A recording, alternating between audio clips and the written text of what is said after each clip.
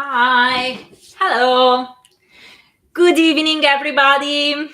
How is it going? Have you had a good week? I did, and I'm super excited for tonight because, as I told you the last week, we are getting to the end of first book. And tonight we are reading the last two chapters, which are really short, so we will be very quick. And yes, I will do my usual disclaimer. So we will have it out of the way. So yeah, I don't make any money out of this work. Characters are not mine, blah, blah. You know everything already. So as I was saying, last two chapters, very exciting. I cannot believe it. We got to here. I thought I was going to give up much earlier than that. And no, we got to the end. And next week, I was kind of thinking at the beginning to get a kind of break between a book and the other. But in the end, I decided, bah, why not? Why should I do that? So yeah, next week, like usual, on Thursday at 9 o'clock, we will begin the second book. Yay! Later on, when I'll finish reading those two chapters, I'll tell you briefly what about, so you are prepared. And should I mention that in the last weeks, I kind of hinted that I was going to change platform. Well, that is not going to happen. I tried to use another platform. I tried to use some software to stream, and I couldn't. My level of technology is still too low to dare do something like that. So yeah, I'll carry on YouTube for the moment. I'll keep trying to get better. And when I'll feel comfortable, probably I'll change it, but not right now because really it has been a completely fail. I couldn't make it work. So yeah, we carry on YouTube, and yeah, but I'm doing a step forward in technology because next week I'll start to use a tablet instead of the paper one, which is going to be much more comfortable for me. So, having said that much, yeah, I always forgot to say this, but when I do this live and I read these chapters, sometimes right after the live, sometimes the next day, I always upload the chapters on my website, which is www.scribblingaloud.wordpress.com. You will find anyway the website on the description, and I upload the chapters there. You can download them obviously freely, and you can read them at your leisure if you so wish. And yes, I guess we can start without any further ado. I think I said everything I needed to say, and yeah, we can carry on with our two very short chapters. Okay, so tonight we have got chapter 31 and chapter 32. Chapter 31 is called Libby's Room.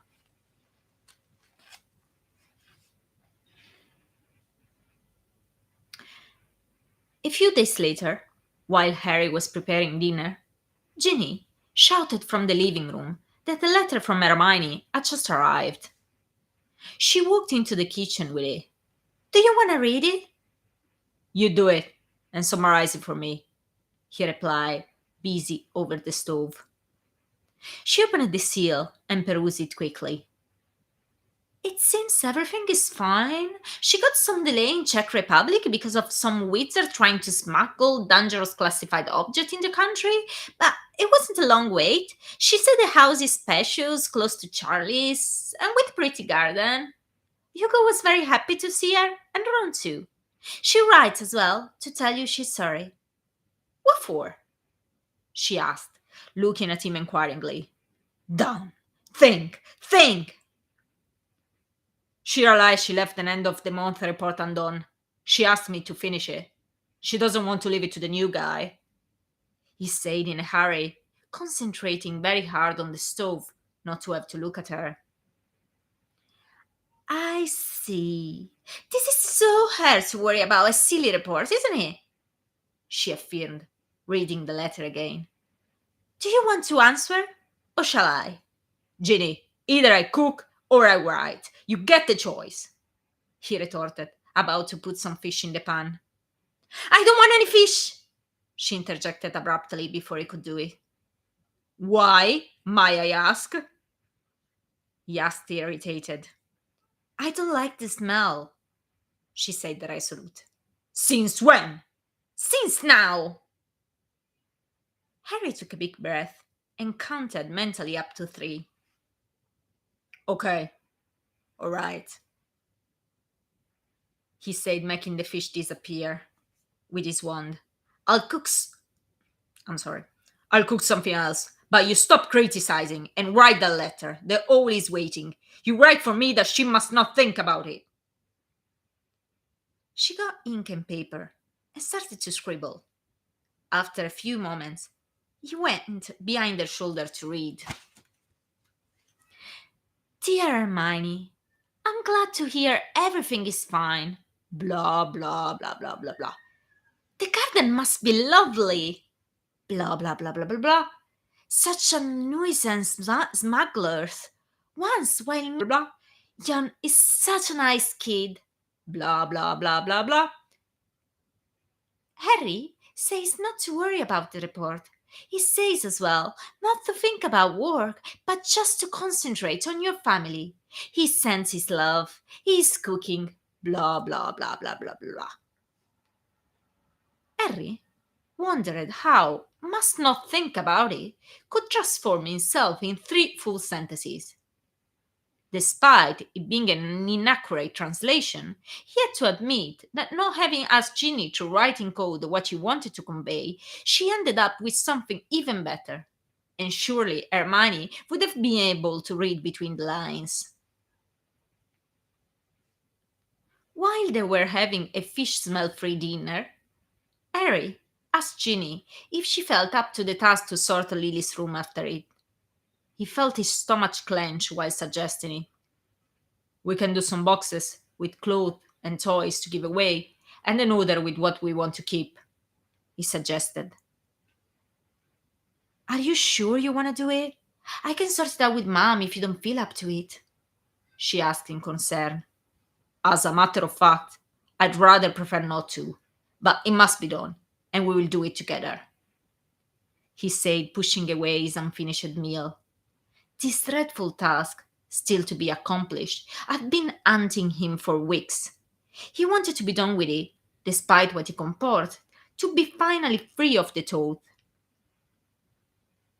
They got to the room in silence. Ginny made some boxes appear. The clothes and toys took just a moment to sort out by magic. They were stored in no time, even if not tidily. They didn't have to look at them too much, which was a relief. However, deciding what to keep was a sort of a torture. Harry would have swapped with the Cruciato skirts any time. On one side, he couldn't throw away anything. Everything seemed important. On the other side, he couldn't bear to keep not even a thing. Knowing that in the house all those drawings and clumsy crafts and notebooks with their first ABCs were there reminding him of what he had lost was a torment. He wanted everything to stay and to disappear at the same time. Nothing seemed right. No decision was a good one. In the end, they made a box with almost everything that wasn't clothes or toys to store in the attic, too tired and dejected to sort any longer. One day, perhaps, when more composed, they would have been able to open it again and do a better job. Perhaps they never would. It didn't matter. Only the calendar on the bedside table was left. Jenny took it. It was still on the month of July, where Harry had left it. She looked at it and her eyes traveled to Harry, immobile, sitting in the middle of the room, next to the boxes they had just closed. She tore up the page from the rest of the calendar. "We will keep these," she said. She left the room and got back after a few moments with a framed picture. It was a photo taken in the hospital the day of Harry's birthday, with Lily just born in his arms. He was smiling, absorbed completely by her. She was keeping his thumb clutched in her tiny hand. Ginny opened the back of the frame and laid the calendar's page behind the picture, closing it inside. "There," she said, and left it on the side table. Harry hadn't moved or spoken. He couldn't do neither. It was painful even to breathe. Ginny took him by the hand and led him out of the room, closing the door behind them. "It's done," she murmured, taking a big breath. "We can have a tea before bed. What do you think?" she asked, forcing a smile. Harry nodded, still feeling a knot in his throat. But she was right. It was done, and the worst was behind them now. And that was the end of chapter 31. Hello, Marco. Don't worry. Don't worry for being late. It's fine. Totally fine. And yeah, that was the end of chapter 31, which is a bit sad. And we can carry on to chapter 32, which is the last one. And the title is Patronus. Very excited. Very excited, in case you didn't get it. Okay, so chapter 32, Patronus. 2 days had passed since that evening. Harry was getting back from work. He was tired and low. That day, a murder of a young muggle woman had been discovered, and there were all the marks indicating a death by dark magic. They had, as well, a pretty sure idea of the culprit, a dark wizard on which already a few investigations were underway. It wasn't the first time he witnessed a murder, and it wouldn't be the last. But Harry always felt somewhat to blame himself. If he had just spent a bit more effort in the capture of that wizard, maybe that woman wouldn't have died. He was silly. Harry was aware of it. He couldn't stop all the murders in the world, but nevertheless, it never left him indifferent. It wasn't an easy or fun job, the one he had chosen. It gave him a lot of satisfaction, but also moments of discomfort. And nowadays, they affected him more than ever. For that reason, he wasn't exactly in a good mood when he got back home. Ginny was in the kitchen, standing behind a chair, her expression grave. "Something wrong? How was work?" he asked, kissing her forehead. "I didn't go to work," she just said. "Why? Didn't you feel well again?" He couldn't understand why Ginny was refusing to do something about it. It was high time to ask for some I'm sorry. It was high time to ask for some advice as some mangoes. "I feel all right. Harry, I need to speak to you," her expression said. Harry felt a tinge of panic. Hermione, Ginny found out. But how? She must have told her. Why, for heaven's sake? As he was opening his mouth to explain why he had decided not to tell, his inner voice warned him hastily. "Shut your mouth immediately. You don't know what she wants to talk about. Maybe you just forgot to take out the rubbish or something. Shut up and listen before a self-denunciation." Wise. He closed his mouth. "You should sit down," she added. He did as he was told and waited patiently for her to speak first.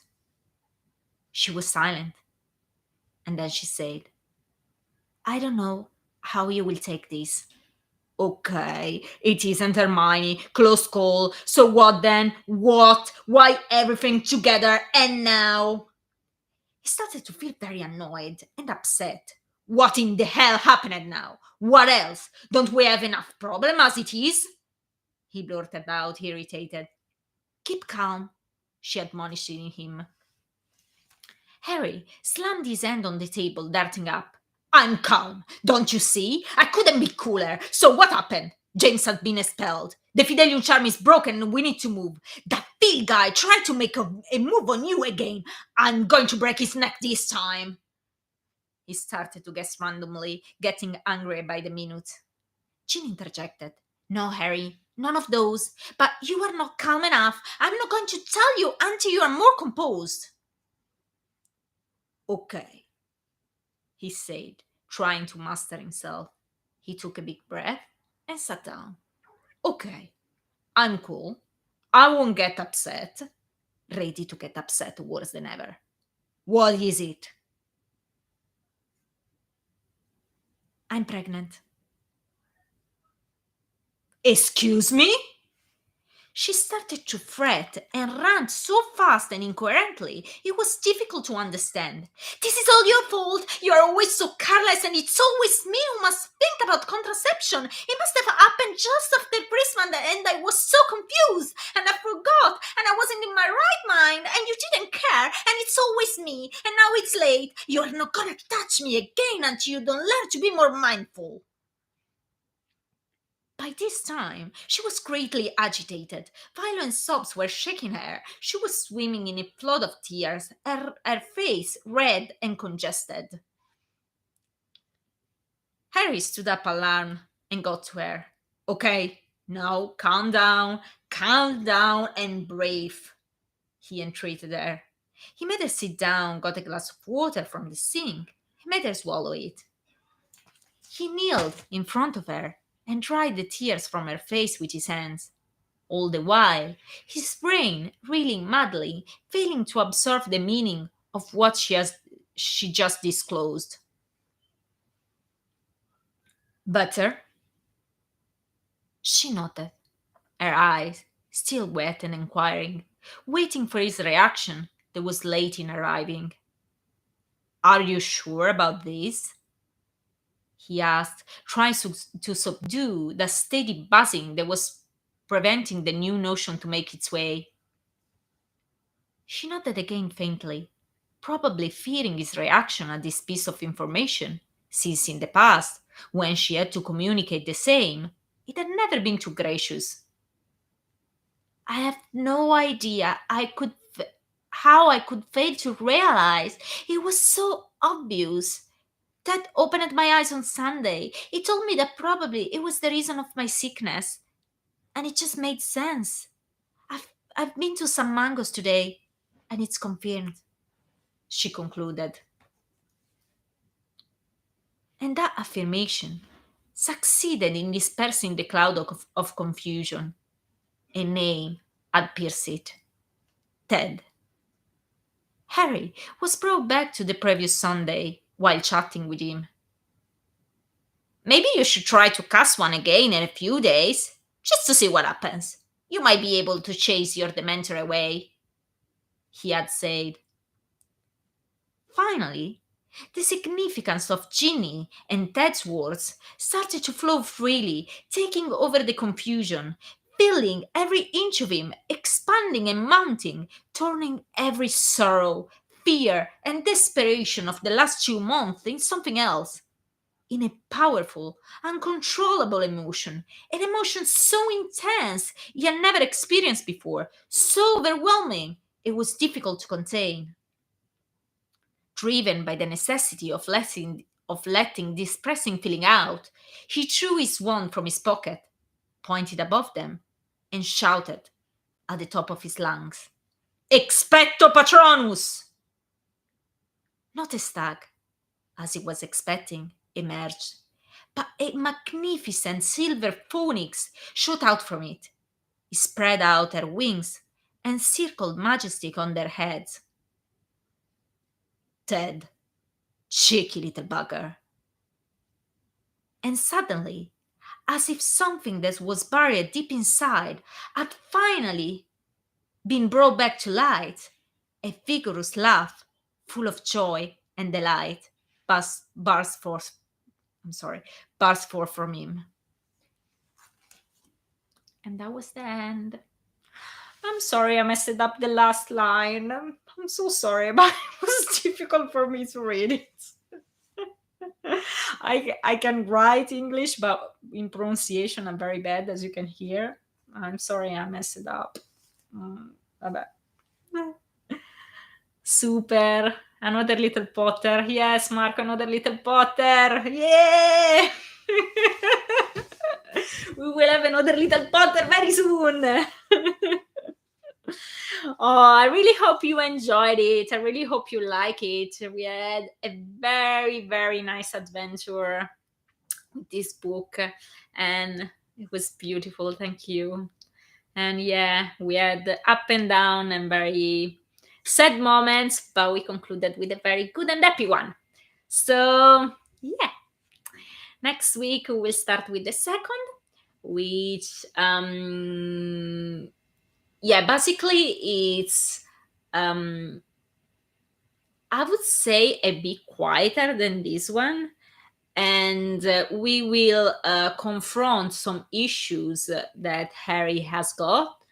For example, with his boys, with his children. So there will be a lot of like father to son relations. So we will start to understand what kind of father he has been, what kind of father is, and the issues that he has got in fatherhood. Because right now he has got Albus, which is 11, but 11 and going for 12 or 12 already, and James, which is a teenager, so he's 14 going for 15, so kind of a difficult age. And then also we will confront the problem of popularity, which for Harry is a problem indeed. So yeah, we will talk about that, how he reacts to this popularity, if he likes it, if he doesn't like it, and how he handle it. And the interesting thing, because in every book I always try to do something a bit different, because I use the fan fiction as an exercise writing wise. So yeah, this book was very simple, as you probably realize. It's not like super well written. It was the first thing I ever wrote, so it's kind of basic. um and in the next, what I tried is to analyze Harry's dream. So every few chapters, we will have one of Harry's dreams, and they are told in first person. So kind of a diary he keeps with his dreams. I thought that could be interesting, because surely with his psychological profile, probably he's gonna have very contorted and twisted dreams. So I thought it could be interesting to see that. And oh, hello, Marta. You didn't mess up the last sentence. The end of this last chapter is inspiring. Yes, it's inspiring, but I pronounced it wrong. I stumbled out on words. That was unforgivable. Oh well. It's fine. Yeah, as I was saying, so we will hear that in the next book, and I hope you will enjoy it. I really really like to analyze dream, and I think it's going to be very very interesting. It makes a lot of sense that his Patronus would change shape. Yes, I think so too. Sorry, I get so excited when somebody does this kind of comment. Yes, I do so agree. It makes sense, because as we read in the Harry Potter's book, they Patronus can change shape, and they usually change after very strong emotion. So I thought there isn't any strongest emotion than that. And I really like, but sorry, it seems like I kind of being a bit arrogant here, but I really like the idea I got to have a phoenix instead of a stag. It makes so much sense. Marta, stumbling on words happens to everyone. Don't beat yourself up for the year. No, I know. But it was the last sentence of the book. And Ricky. But well, so yeah, I really like the idea that Patronus changed, and I really like the idea that the new Patronus is a phoenix. And well, I guess we will see each other next week. I hope I will find you here. And sorry for my cat. And yeah, let's see if you're gonna like the dreams part and this new book, which is a bit, as I said, quieter than this one. But in there will be some sadness, obviously, because Lily's still dead. But there will be also some very funny moments, I guess. And I enjoyed very much writing it because there is Luna Lovegood inside, and I'm so excited to have her. See you next week then. Yeah. And yeah, so we'll see. And so I give you a good night. I see you on Thursday next week. And yeah, thank you for having me here. It has been lovely, as usual. Good night. I'm a little jealous because my Patronus is a little Yorkshire puppy. Mine is a dolphin. I don't particularly like dolphin that much. Yeah, because Marta, can't wait to listen to you next week. Thank you, Marta. Yeah, we kind of discovered our Patronus on the Pottermore website that now is not called Pottermore anymore. But yeah, mine is a dolphin. And with that, I leave you to your evening. I don't know what my Patronus is. Go and check it out, Marta! It's super fun! You need to make a test, like a very quick test with some like instinctively extincting answer, and in the end you get your Patronus. It's very, very fun. I strongly advise you to do it. Or maybe I do. I did have Pottermore. You could check that out. Maybe you have done it already. In which house were you? Did you do it? I hope you did the test for the house. But I was in Ravenclaw, and I'm very proud of it. I'm very proud to be Ravenclaw. I did the sorting out thing, and I was Ravenclaw! We are Ravenclaw together, Marta! That's lovely! I'm so excited about this. I didn't know you were a Ravenclaw too. I hope you were happy about that, because some people aren't. And I love Ravenclaw. I think it's the best house, and I'm very, very, very proud of it. I was so happy when I found out. Of course we are, yeah.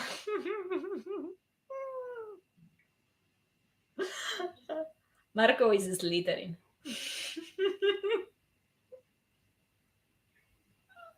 Which, if you think about, it kind of fits him. I'm a proud Ravenclaw, best house ever. Yeah, I agree. Okay, well, and now I definitely say you good night so you can go to bed, undo your things, and yeah, see you next week. Thank you again. Good night.